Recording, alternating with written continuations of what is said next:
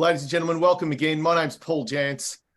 Welcome to our Empire Masterclass show. It's our little bonus special show, I suppose, as we talk about some pretty cool things. We're going to be talking about mental health and well-being, and it's probably something that, whether it's in the household, whether it's in the workplace, we're going to go into a bit of detail about that. Now, we are here thanks to Professional Partners Education and our fantastic supporters at Hall Chadwick, Profit Master, Global Outsourcing, iKeep, and Lloyd's Auctioneers.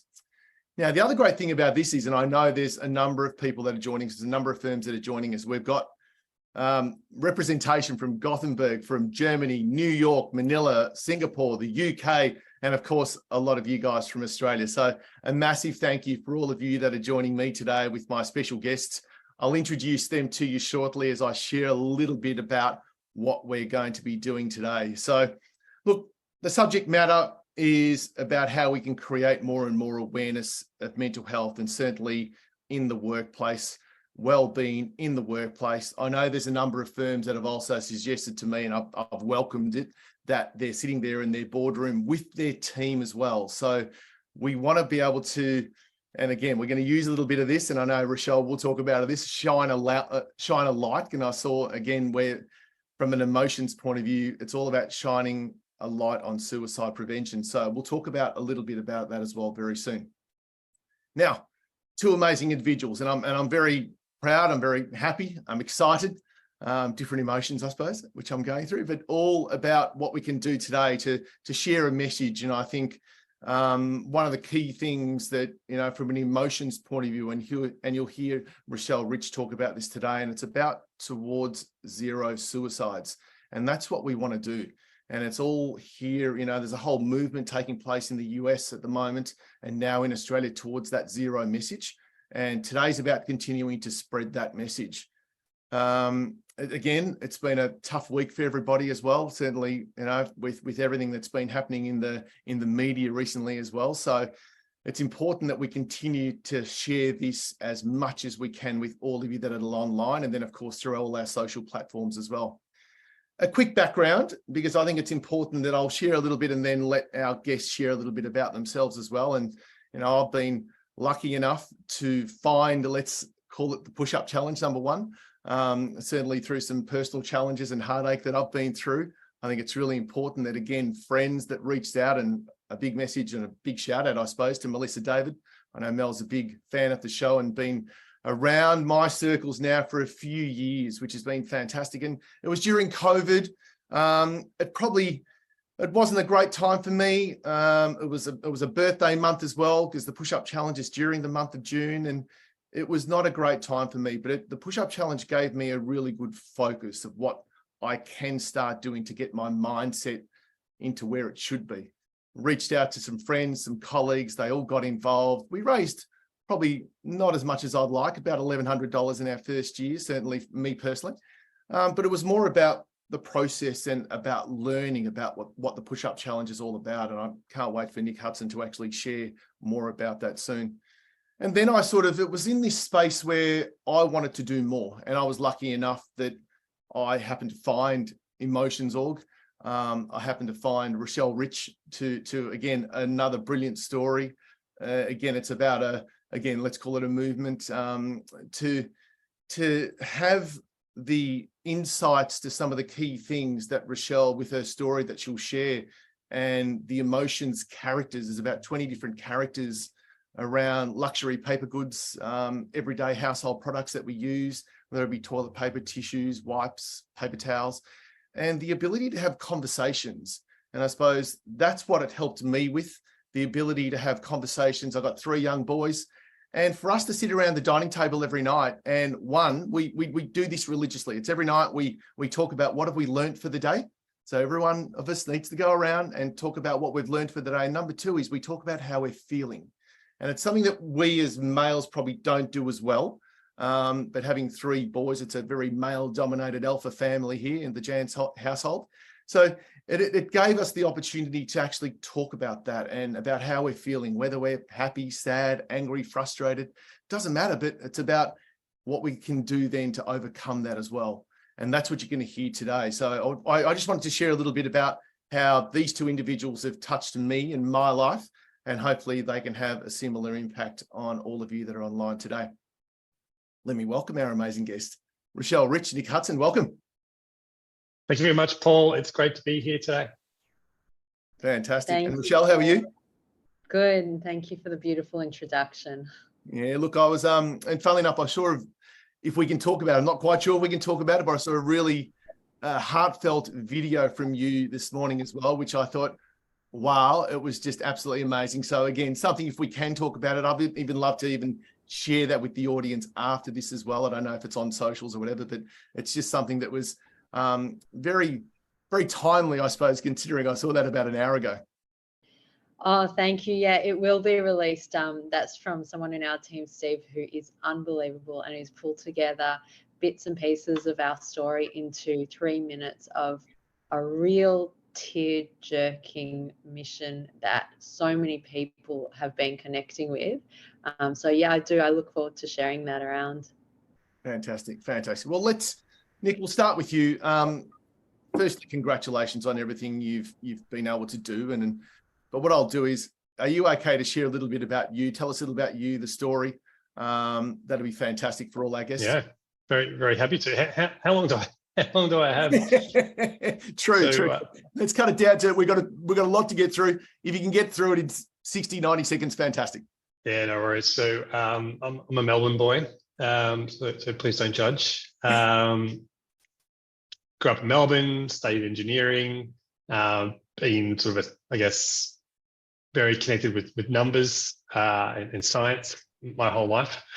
And a few years ago, I had my own run-in with mental health, my own challenge with depression.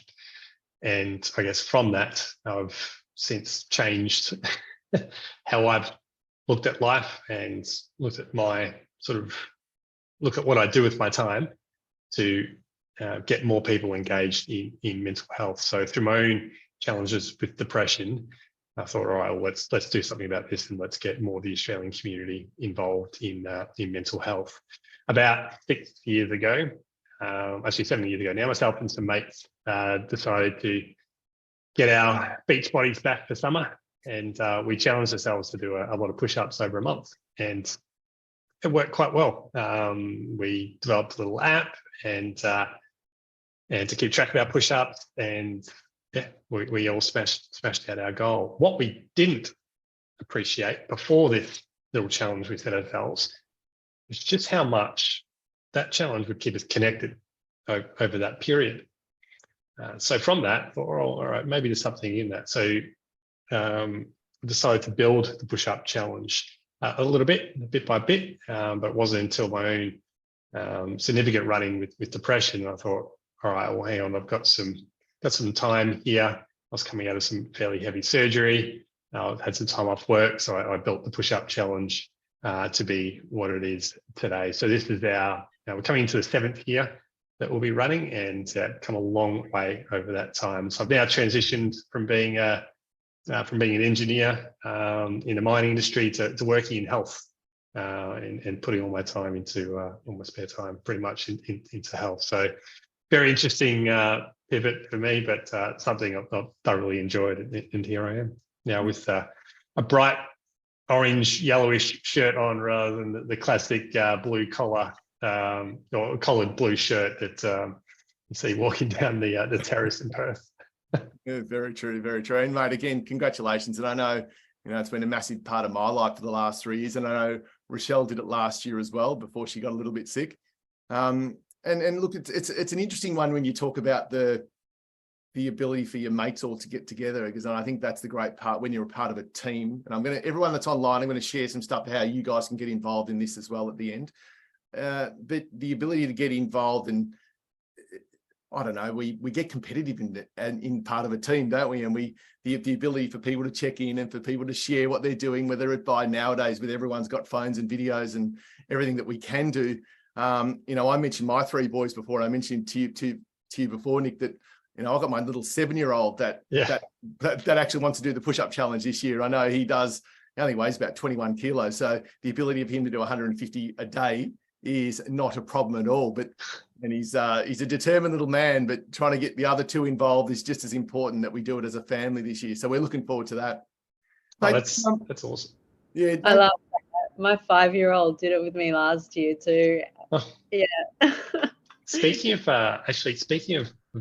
ages of participants, we got a complaint come in yesterday, which was pretty interesting. The complaint was from a participant who was registering, and they couldn't select their year of birth to the registration process. Well, hang on, what's going on here? And their year of birth is 1918. So we've got a participant who's what's that, 105-ish, 104, 105, something like that, that wants to take part in the event. So we're having to change our system so that we can accommodate. goes back. The Centurions. Amazing. Yeah, it's incredible. So from 5-year-olds to 105-year-olds. That's wow. Yeah. Outstanding. Mate, let's talk about that. Let's talk about the link between the physical activity, can't even get that out, the physical activity and the mental health side. Yeah. So look, there's so many studies out about this. One thing they keep coming back to, people looking at mental health, depression, anxiety, and the like, is that exercise is so important. And we're not talking about being an Olympic athlete here or someone that can lift, bench press, double their body weight. It's about getting out there and staying active, which could mean going to the gym a few times a week, going for your walks in the morning, that sort of thing. If you're like me on social media, you may get hit occasionally with, hey, check out this app to keep your brain stimulated and test your IQ and all that sort of stuff. It's things to keep you alert. Over time, it proved just to be not overly effective. You can do all this stuff. You can do all these crosswords and Sudokus and all that sort of stuff, which I find to be quite a lot of fun. But it all comes to all these studies that keep coming back to exercise as being just so important, not only obviously for your body, but also for your mind. And getting out there, exercise has its benefit, obviously, but chances are when you're exercising, you're also probably getting outside, or perhaps even at least out of the house, so to go to the gym or whatever. So if you're getting out and about, it's also good for your mental health. If you're connecting with others, it's also good for your mental health. So in terms of connection, they talk about connecting with people being important for your mental health, and connecting with nature being good for your mental health. So spending time out amongst the green trees, or at least outside, which I know coming into May, it's getting harder and harder for majority of Australians as it gets a little bit colder and a little bit wetter. But the exercise, studies keep coming back to this, which is why it's just so important to keep your body active. Yeah, fantastic. And I know my partner and I, we're absolutely is paramount to what we do and how we keep our brain and our mind active and our body active, and then we eat better. And there's so many different little situations like that work for us, and I'm sure it works for everybody else. Now, and you sort of mentioned this before as well, which is interesting. So people sometimes think that, I think when I first did this, and I'd like to believe I'm pretty fit, but push-ups are a very, very different element. And I don't think I could even do 10 at that stage before I started. And I think it was 3,123 maybe when I first started. Tell me about the number for 2023. And I think it's 3,140 thoughts on the shirt as well. Spot on. Yeah. Tell me what the messages that come with that daily, because I think that was one of the greatest things for me as well, that the learning aspect, which was quite phenomenal. Yeah, so the push-up challenge it's a free event, and it's free because we're trying to encourage as many Australians as possible to get behind it. And the reason why Australians should get behind it is that 3,144 is a very meaningful number. We occasionally get people contacting us or pulling me up at parties, whatever, saying, "Hey Nick, 3,144. It's a crazy high number. It's too much. And I say, yeah, look, it is high. That is the number of Australians who took their own lives the last recorded year, that being in 2021. So it's a lot of push-ups, it's a lot of suicides, and we want to do what we can to shine a spotlight on that number, to get people talking about mental health, and then over time, hopefully reduce that number.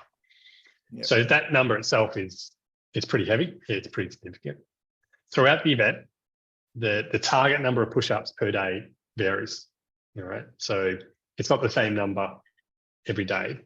It varies from day to day to represent a different mental health statistic or fact or takeaway. So we're trying to engage participants around some of the things you mentioned, Paul, around exercise, of course, around diet, around sleep, around connecting with others, and all those important things. So through the event, the target varies. It might be 90 one day, 120 the next, and 80, 150. So it varies, and people get an opportunity to learn about mental health along the way. Yeah, I think that's one of the great things. I certainly, from my point of view, that I continue to find out, and I don't know, just things that you tell scenario. It's what you don't know. It's that can sort of resonate, but then share that message as well, which is just so important, because you're right. There's people, or let's call it community, and we're going to talk about community in a second, but there's people that you want to connect with, because you want them obviously to donate to the charities that are supporting this, and certainly the charities that Emotions support as well. And it's one of those key things, I believe, that the more that you can share with your friends and your family, the more that they are educated as well, and they are along for the ride. And yeah, it is a lot. And I think every single day that I do it, and I talk to my boys about it, the importance of it as well, whether it's, one day can get up to as high as 190 or 195, or we pushed past 200 last year, I think, as well. Yeah, it's a couple of days beyond 200. And look, that might sound like a lot, but if people split it up over the day,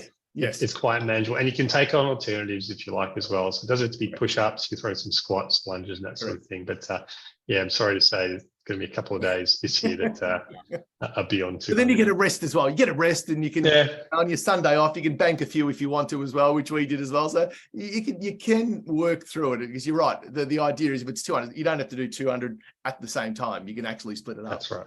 Yeah, absolutely. So yeah, very achievable. Yeah, let's talk about community and let's call it the connection of early intervention into mental health. And I'll throw to Rochelle for her comments as well after you've thrown to this. How important is the community and the connection in early intervention? It's just so important. Our mental health services in Australia at the moment are stretched. If people want to see a psychologist, it's the waiting lists can be high. So what we're trying to encourage are people to help themselves where they can, and help their local community, or help out their family and friends who might be going through difficult times. So, and that's not easy for people to do. And we're not suggesting people take on the roles of a psychologist or a service provider out there, who are obviously very trained and very good at what they do.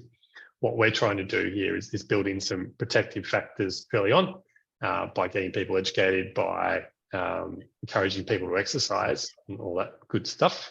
So the chance of them, unnecessarily working their way through that potentially escalating mental health continuum is reduced. So we want to be more in the preventative space.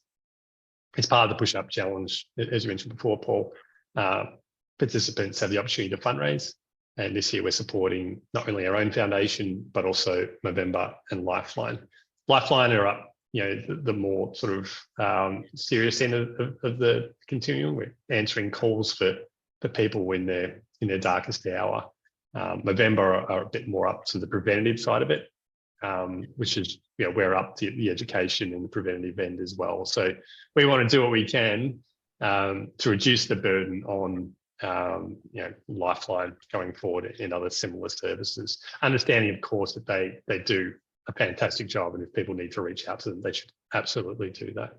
Yeah, 100%. And Rochelle, you've done a bit of work as well with, sort of with Lifeline. Do you have any sort of comments around that community and connection? Oh, absolutely. And I second that. A lot of the work that we are now focused on is in the prevention space, because that is where we can stop that spiral of people feeling unwell, needing to see the psychologist, ending up calling Lifeline, and really act early so they don't need to experience any of that. And also about community and connection. The really insidious thing about mental health issues is it separates people from their community. They feel alone, and a community helps promote resilience and connection, and is that first barrier with the prevention side of things. So before things become more severe and difficult, before people feel isolated, that our community is what helps us feel more understood, and so much more research is needed into what actually causes mental health issues. And we are all focused on that, and that's through our alliance with the Black Dog Institute. Scientifically backed, proven tactics that can help somebody avoid the train wreck, so to say, of going down that path. And it really supports not just them, but the people around them at the same time, how to help your friends and family, because we're all human. We all go through things. It just doesn't have to get so bad. Yep, it's so true, isn't it?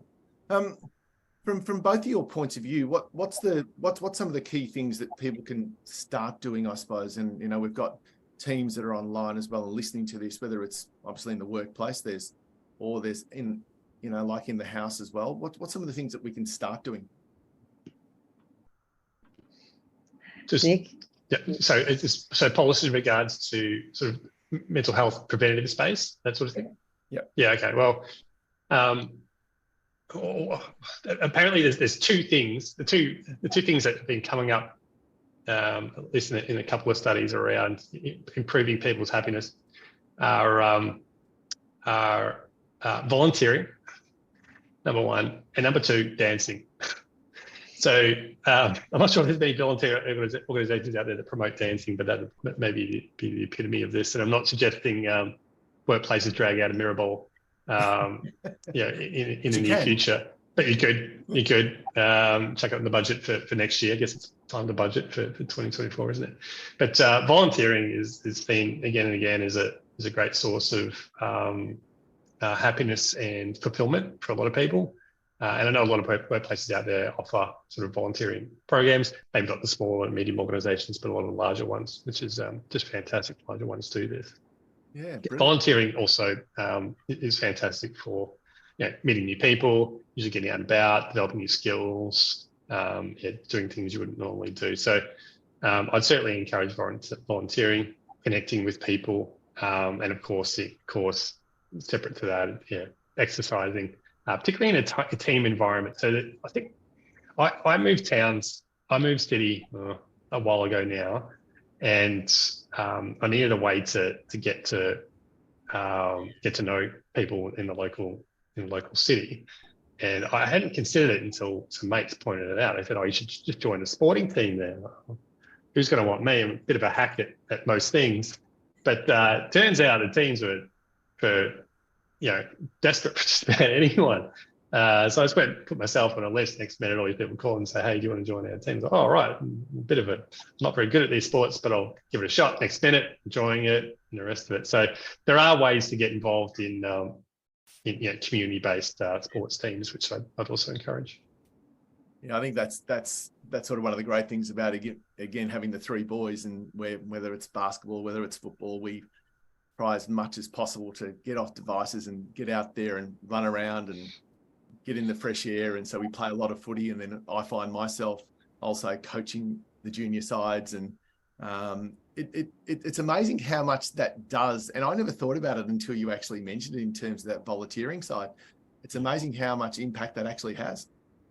Yeah, it really does.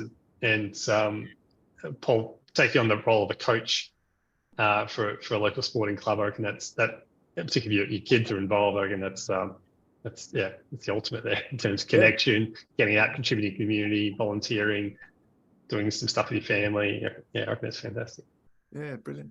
Anything you need to add to that, Rochelle? Anything you'd like to add to that? Look, I second that. Something that we always ask people to do. In the case of emotions, there's three things. We ask people to spread the word and support us and share that they're buying our products because they love them and they want to help share the message. But then we'll always follow on with checking in on a friend, keeping an eye on your community and volunteering for a cause. So we're very connected to Lifeline, being one of our partner charities, and we know that they are taking 1.5 million calls a year, and so they need volunteers there. But if it's not for you, there's so many other places that you can go. And then, on a more personal note, I also like to think of if we ignore our physical fitness, we see it, we tighten up, we feel unwell, our body weakens. But mental fitness is very similar. So there are strategies around having a strong and flexible mindset. And that's where meeting new people through volunteering works out. And then it's the prevention of having people around you, and also just the basics of having enough sleep and healthy food and regular exercise. It's the holistic approach to mental health and community and supporting one another. Michelle, sorry. No, go ahead. I just add to that, like the sleep that you mentioned there, which I think I failed to mention earlier. It's just people just ignore it. Like they just discount it so quickly. Yeah. And it's being able to get your, it varies from person to person, but call it 7 to 8 hours ish per normal average person. It's just so important. And I don't know how many times that it's 10, 11, 12 o'clock, whatever, and I'm like staring at a screen. I'll just finish this. Look, I don't think once have I switched off a movie or a show halfway through the episode or whatever, gone to bed and wake up next morning and regretted going to bed that 20 minutes or half an hour earlier and not watching the last episode of whatever it is. I haven't regretted that ever. What I do regret is watching the rest of it. So I think prioritizing sleep, getting that fundamental sorted is just, and I know it's not easy for people with kids and the rest of it, but doing what we can there is, Rochelle, I think it's a really good point. Yeah. Kids, that's the difficulty and why parents need that little bit of extra support whenever possible. Absolutely. And look, the other thing, just sharing a little bit about my three again, you get them, we've got basketball, we've got swimming, we've got footy. You get them doing sport after school and they go to bed early. Bliss. They're tired. Bliss. Right, that's your tactic, right? You've hacked it.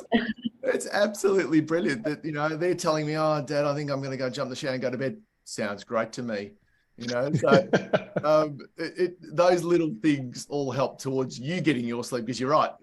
Devices, computers, these sorts of things, they don't help our brain. There's plenty of science that says we got to switch our brains off so that it relaxes, so we can fall asleep. We even set a rule here, having a 13-year-old and devices, pretty hard. And I see other families struggle with how they control the fact of devices. So we've got a rule that, and we spoke about it as a family, that all our devices will sit in the living area as opposed to our bedrooms. Because I know my 13-year-old's Snapchat account just beeps every bzz, bzz, bzz. Yeah.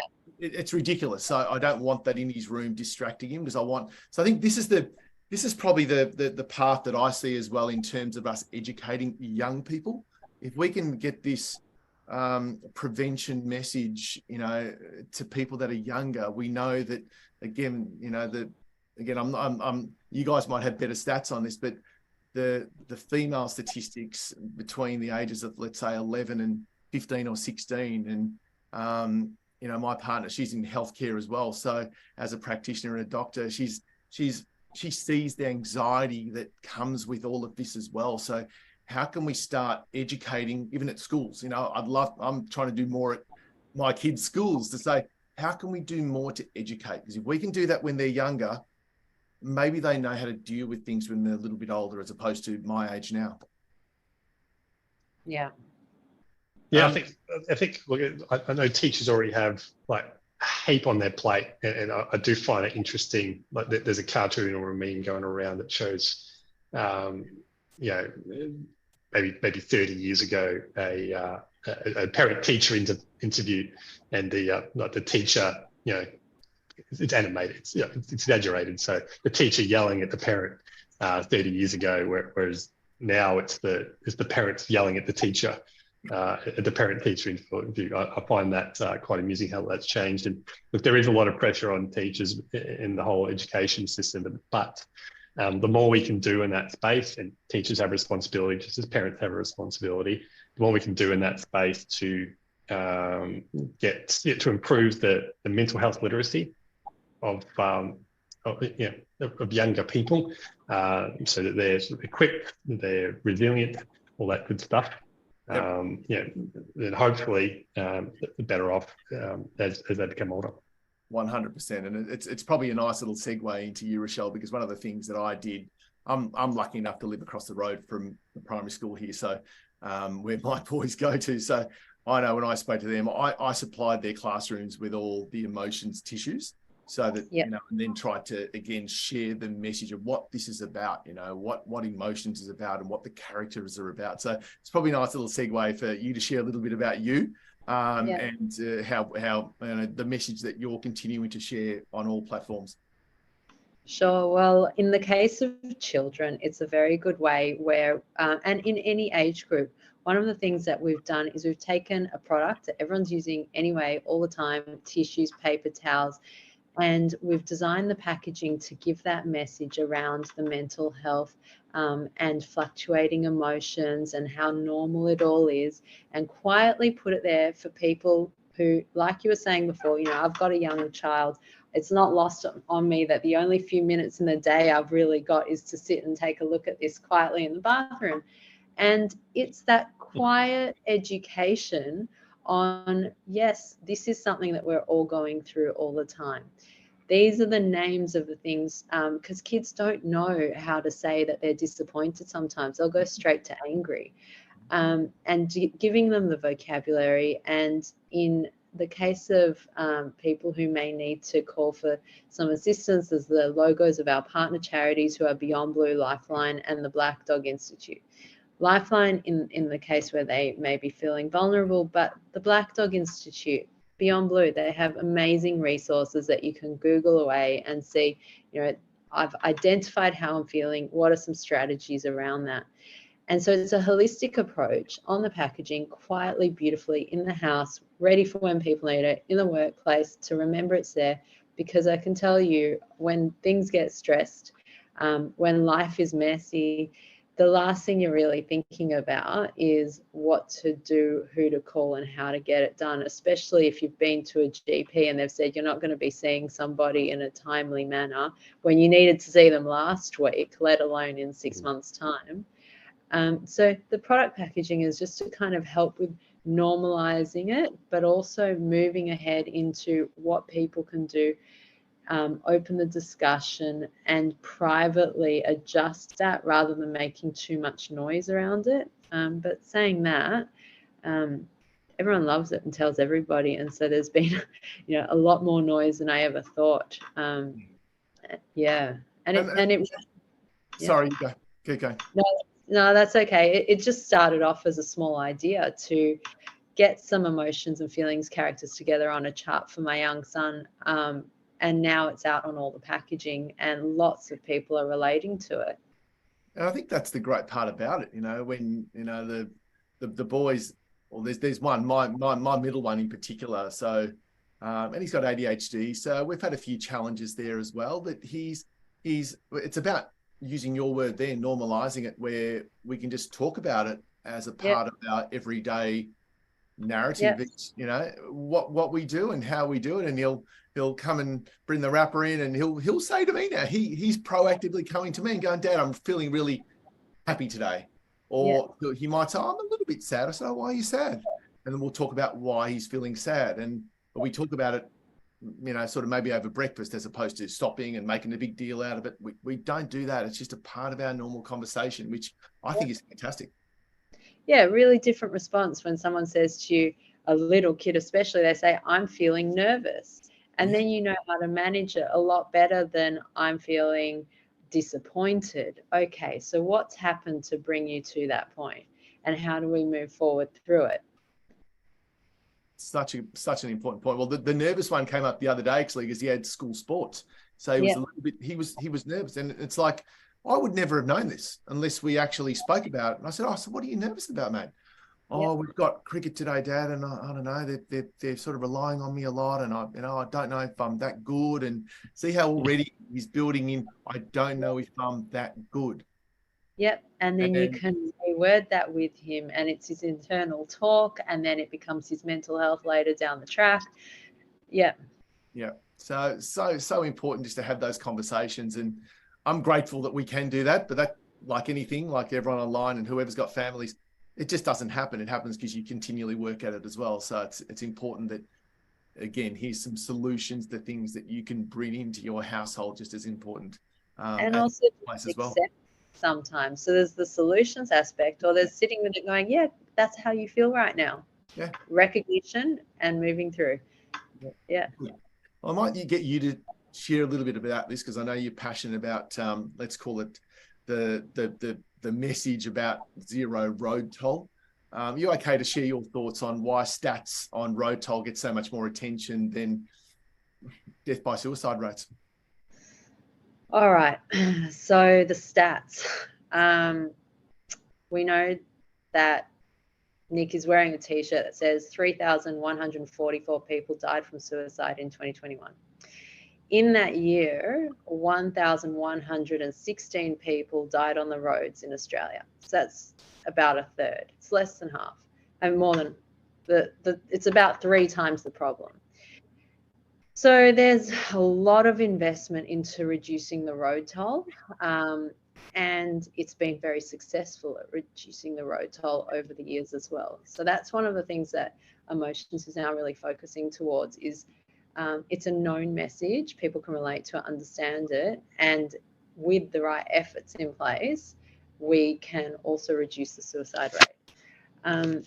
And then I also have my own personal opinion on it. And actually, it's quite widespread. It used to be that we were told don't talk about suicide because it's catchy. That's no longer a belief system. It's just because it's so painful for anyone who's been touched by loss or mental health or suicide. It's so unbelievably painful that for a while people wanted to be quiet in case it was catchy. But I can assure you now, all the science shows that the more we talk about it, the more we shine a light on how people are actually going, we can solve the issues rather than under the rug. Yeah, well said. Well said. I'm not sure if you've got any thoughts on that, Nick. Yeah, look, I guess our journey with the journey towards zero, if you want to call it that, in the suicide prevention space, our journey's only just beginning in terms of, well, it's been there for a long time, but in terms of our maturity in this space, we're decades behind where we are with the road toll. So, yeah, and you've seen that road toll come down, but since they started doing things like introducing or making seatbelts compulsory and all that sort of stuff. So it's going to be a journey, but it's begun for Australia and for other countries too. So through things that Rochelle is doing, for instance, and some of the charities just mentioned, Lifeline, Movember, Beyond Blue, Black Dog. We've got to crack it at doing good things here. Yeah, brilliant. Yeah. That's the great thing about, I suppose, what you're doing in the month of June. So the push-up challenge is in the month of June, while this is now broadening, which is great. But I think we're doing, is it 23 days or 24 days? 23 days this year, yeah. So 23 days this year, 3,144 push-ups. And obviously, it's great that we've got something like you just mentioned it before with Movember. So Movember, Men's Health, in the month of November. Rochelle, tell me about because you've got a key motivation measures as well to drive this 12 months of the year, 365 days of the year. Tell me about that. Oh, look, I take my hat off to you, Nick, and all that you've done for June and everyone's involvement. And it's the same with Movember, and across the board, everyone's efforts are all aligned. So you're doing it for a month, we're doing it all year round. It's all the same mission. Emotions is different in the sense that we're selling everyday products that everyone's using to remind them that we can all collectively come together, focus our spending on the problem as a community, and really drive the change that way. And so we are a quiet message in the background in beautiful white packaging every single day, because if people are feeling vulnerable, you don't know what day of the year it is. And also, you know, we've spoken a lot about male dominated industries and the need, and we're seeing you know, inquiries, corporate inquiries from, say, mining, construction, and you know, we're in manufacturing, and these three male dominated industries, they're accounting for, well, 75% of people who take their own life are male. And so that, you know, it's huge. And so now when we at least get our products out there, we know that we're addressing, say, you know, 75% of the issues, but we just don't know when and how and where. And so together, it's like you said with the seatbelt, everyone is working towards one section of society as best we can to make that holistic approach come together over the decade. That's a really good point, Rochelle. So if you look at it from like a, what do you call it, road fatality perspective, you've got introduction of seatbelts, introduction of airbags, you've got road design, you've got drink driving stuff coming in, you've got educational things coming in. It's being hit by so many different what do you call it, dimensions to reduce it. And you know, a similar approach will be needed with mental health to bit harder to engineer out, which is perhaps one of the challenges we've got. Well, certainly one of the largest challenges we have. Can't just, you know, just do this one simple trick to improve your mental health. You know, it doesn't exist.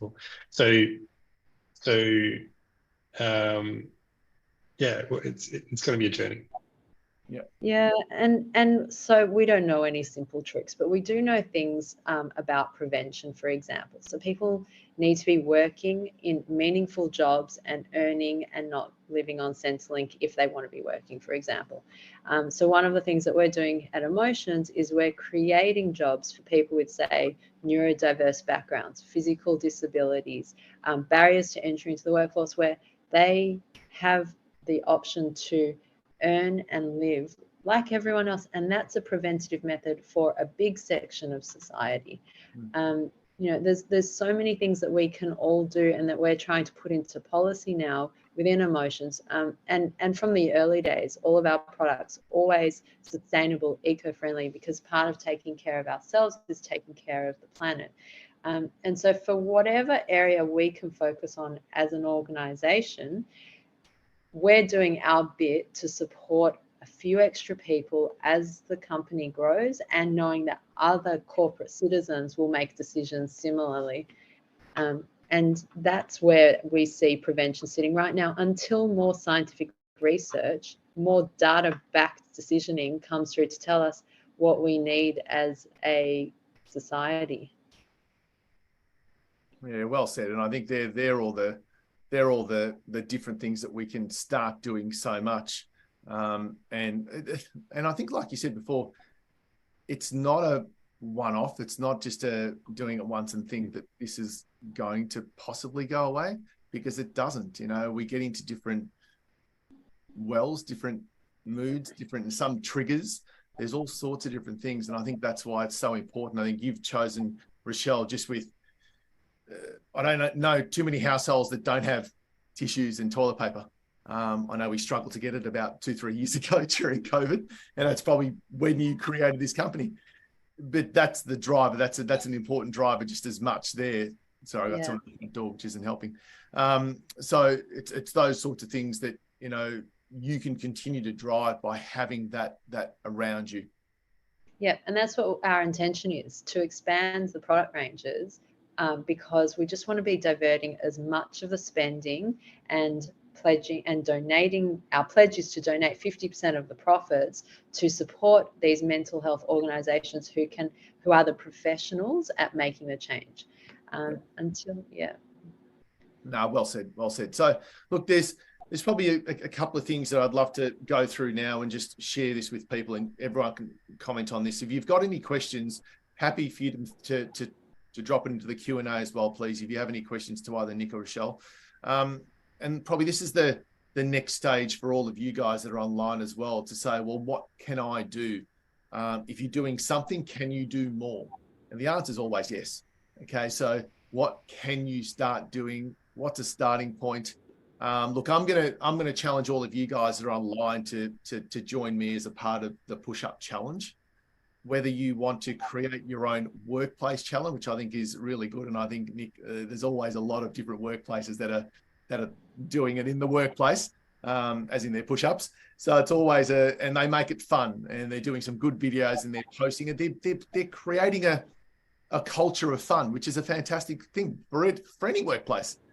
And you don't always need to be at the office to do that as well. So I know I saw a post from Melissa David even this week. She's traveling around the world at the moment and in weddings, and I think I don't know if she's online or not, but she was doing push-ups at some park the other day, and I don't know what country it was, but it looks stunning. So there's always the opportunity to make it fun. So I'm going to challenge you guys. I'm going to send you a QR code as well. If you want to join my group that we've created, or my team, or you're an individual that wants to join a team, come on board and join us. The team that we've got, to be honest with you, I didn't know any of them when I joined as well. So a little bit out of your comfort zone sometimes to join a team, but everything's virtual. So you got the ability to catch up if you want to, but otherwise it's about just supporting and checking in on people. If you see people haven't been able to do their 100, are you okay? Can I do some for you? That's what it's about, and again, just bringing people together. Is that fair to say, Nick? I just want to check this, Paul. Are you saying you're going to do my push-ups for me? Is this being recorded? Is this actually? Yeah, look, absolutely. We've found push-up challenge to be so. Look, it's a free event that workplaces and schools and other gyms, sporting clubs, etc. But workplaces in particular can pull off the shelf and use to get their people engaged in mental health. If the full amount of push-ups is too much for people, that's okay. They can take on half. If they want half of the 3, 1, 4, 4 and alternatives, as I think I mentioned earlier, like lunges and squats, etc., are quite allowed. So we provide workplaces with materials that they can use. They can go at it hard if they want. They can take a lighter approach in terms of engaging their people and getting involved in it. But it's as you said, you push-ups in the park, you can do them at home, you can do them in the office. I know a few workplaces that have push-up stations they've created, which and some places have. I was at a mine site in regional WA recently, and they've got this alarm system set up. So 1:15 every hour during the event, it's okay. Let's do some push-ups, and people just get down, smash out 5 or 10 or whatever they can. Yeah. So it's a great way to encourage conversations and get people engaged in an important topic. And the great part about this accounting community that I've been a part of for 25 years now is that I know every single one of you guys online, in terms of your accounting firm, would probably have 500 clients. Okay, so think about the impact that you could have with your clients by just getting out a message, and whether you're including them, whether you're encouraging their workplace. And it's the old 2-3 degrees of separation now, that they'll know something and they'll do something and then they'll include you. And now everything's about being viral and getting online and social, and people are looking for content. So this is a great opportunity, I believe, to do this, include your clients, get that out there. And, even if 10 of you did this with 500 of your clients, think about the impact that you can have.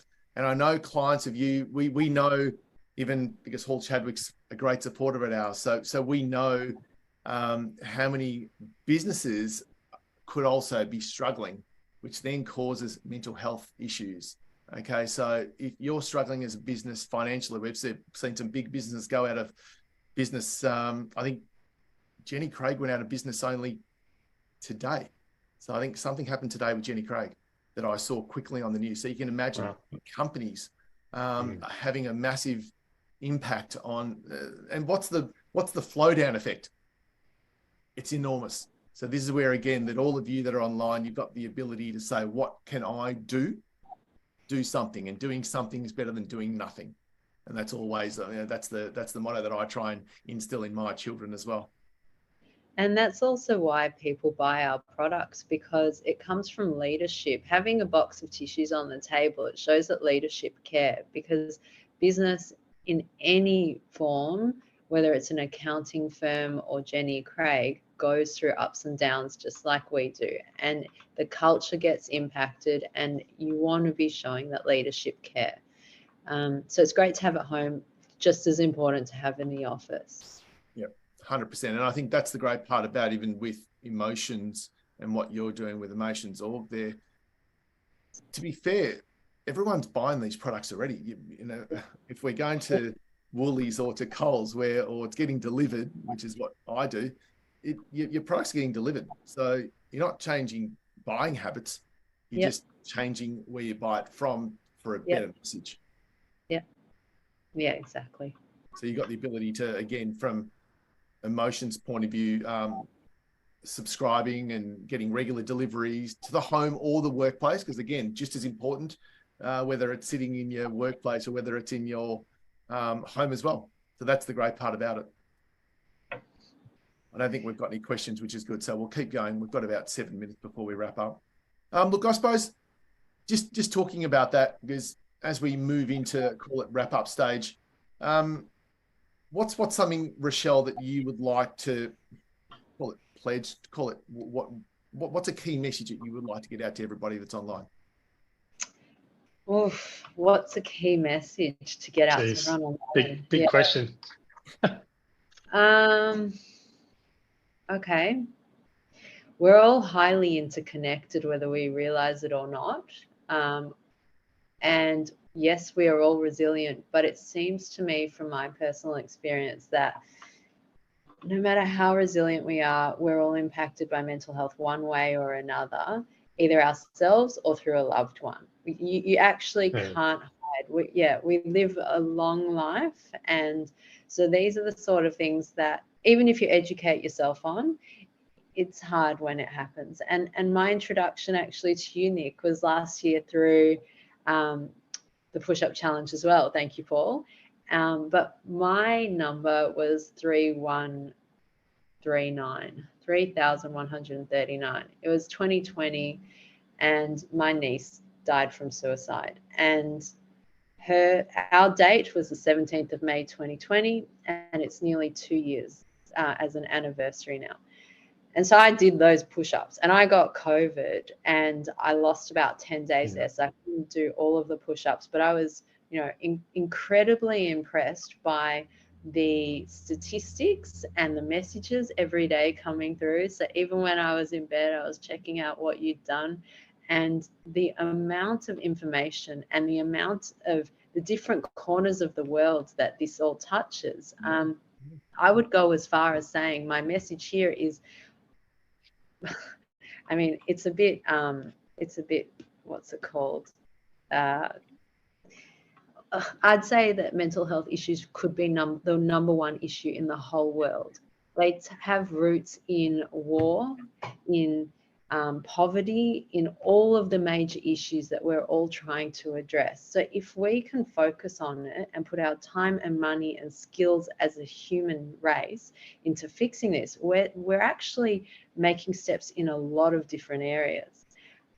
So yes, it is early days. Yes, the Rochelle is way ahead of us. Nick, you're 7 years down the track. I'm 2 years in. But, together as a community, we can make some serious change. Well said.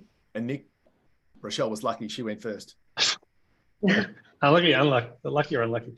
So what's the question? What's the one main takeaway? One main thing people can do? In terms of comments, a key message that you could leave with someone or leave with our audience?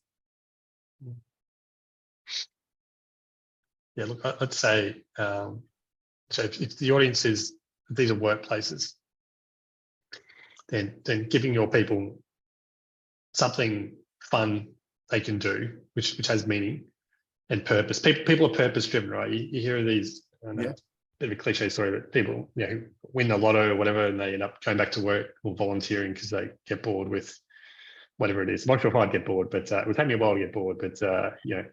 But people need purpose, and if you can find fun things for them to do in the workplace, hopefully involved in their sort of main reason for being there. But if not, because that can be tricky sometimes, you can give them something else to be a part of, which is part of your organisation. It will help with employee retention and absenteeism, presenteeism, and all that sort of good stuff. So getting involved in an initiative, hopefully around mental health, but even around something else that gives people a connection with something and a purpose that's perhaps beyond your specific thing in accounting or whatever it is, can be quite beneficial for your workforce. Yeah, well said, well said. And I think whether it's that purpose, the other thing that I know that, because I've been involved in a few of the firms that have looked to create a different culture within their workplace, a different engagement. Engagement with your team members is probably one of the number ones, or number two, definitely, with your people. So we know that this industry, this accounting industry, is very much employee-led at the moment. We know that there's a shortage of really good people in the industry. This is where you've got the ability to do something different, do something fun, create the engagement. Whether you've got your internal social page or your external social page, again, you'll create that with your clients and with your friends. Or again, think about not just clients, think about all of our family and friends that can get involved with this. So all of you listening to this have got the ability to take this to the level which, I didn't think when I first did this, I didn't think that I'd be engaging quite as much as I have. And it's been quite, what's the right word? It's been quite empowering to be able to do this and use a voice to be able to get Rochelle, get Nick online and just continue to share, because that's what this is about. And I've done this now for the last 3-4 years, certainly in this mental health space, this well-being space. But I love the fact that I can do more now and continue to share and just continue to have a voice. So I certainly encourage all of you guys to do the same. So thank you, Nick. Thank you, Rochelle. I know we're just getting on to 1 o'clock right now. So if anyone does have a question, let me just quickly check. No? Any of you guys got any final comments? Throw them out if you've got one. Check us out at emotions.org.au. Oh, well said. I'll definitely send a follow-up note to everybody about this as well. So I'll give you the QR code to join the push-up challenge under my little accountants network that I've set up under PPE for Professional Partners Education. I set that up with the push-up challenge guys a few weeks ago. So I'll send that out and check out Emotions. Nick, any final comments? No, just thanks so much for having, Rochelle and I on today, Paul. Really, really appreciate it. People. Thank you. I know we're all Melbourne based, and we probably should catch up for a coffee and chat in more detail about what the things we can do together. So I certainly appreciate your time, Rochelle, your time, Nick. I know you guys are very, very busy, so giving us an hour to share all of this, and it was all pretty quick, but in the day, some fantastic key messages. To all of you that have joined us online, thank you, massive thank you. I know there was a lot of people coming in from all parts of the world today, which was quite pleasing for me to see the connection that we're having. So thank you. My next show, as this was a little bonus one. So my next show is on our Empire Masterclass. I've got it with Jason Robinson from Future Advisory. So again, Jason and his firm at Future Advisory are massive on their team and the aspects of mental health and sharing that. I know that they are very, very big on that. But we're talking about growing pain. So on May 18, you might have seen my invite. May 18 is the next show, and we're talking about growing pains. He's talking about his accounting firm that he's been able to grow from $1 million in fees to just over $3 million in fees in 3 years.